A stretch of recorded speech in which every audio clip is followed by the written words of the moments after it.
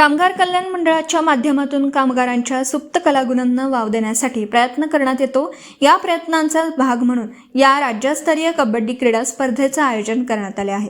कामगार कल्याण मंडळाच्या वतीने आयोजित अशा स्पर्धा कामगार व त्यांचे पाल्य कुटुंबीय यांना नावलौकिक कमावण्याची संधी आहे, असं प्रतिपादन कामगार मंत्री ॲडव्होकेट आकाश फुंडकर यांनी केलं।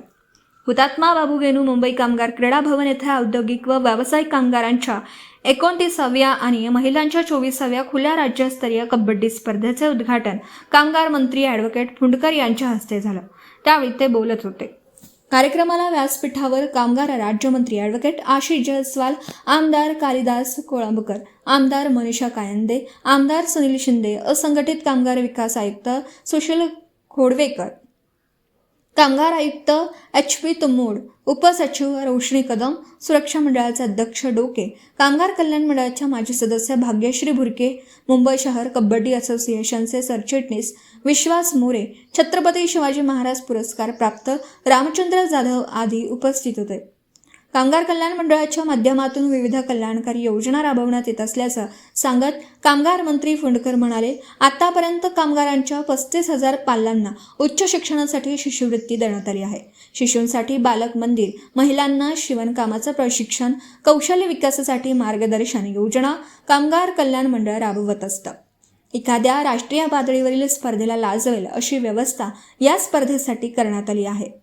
येथे आंतरराष्ट्रीय दर्जाचा स्विमिंग पूल, शूटिंग रेंज आहे। कुठल्याही क्रीडा स्पर्धेमध्ये विजय आणि पराभव असतोच। विजयी झालेल्या खेळाडूंनी आत्मविश्वास टिकवून ठेवत पुढील स्पर्धेसाठी तयारी करावी, तसेच पराभव झालेल्या खेळाडूंनी खचून न जाता पुढील स्पर्धा मीच जिंकेल हा आत्मविश्वासाने पुढे जावं, असं आवाहनही कामगार मंत्री ॲडव्होकेट फुंडकर यांनी केलं। प्रास्ताविक कल्याण आयुक्त भास्कर मोरडे यांनी केलं। त्यांनी स्पर्धेच्या आयोजनामागील भूमिका स्पष्ट केली। तसेच आमदार कालिदास कोळंबकर यांनी यावेळी आपले विचार व्यक्त केले। आभार प्रदर्शन उपकल्याण आयुक्त नंदलाल राठोड यांनी केलं। कार्यक्रमाच्या सुरुवातीला हुतात्मा बाबू गेनू यांच्या पुतळ्याला पुष्पहार अर्पण करण्यात आला।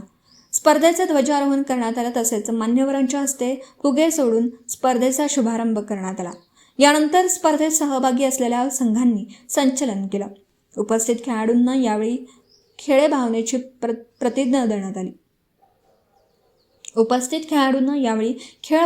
प्रतिज्ञा देण्यात आली। कार्यक्रमाला स्पर्धेत सहभागी असलेले खेळाडू, कामगार कल्याण मंडळाचे अधिकारी उपस्थित होते।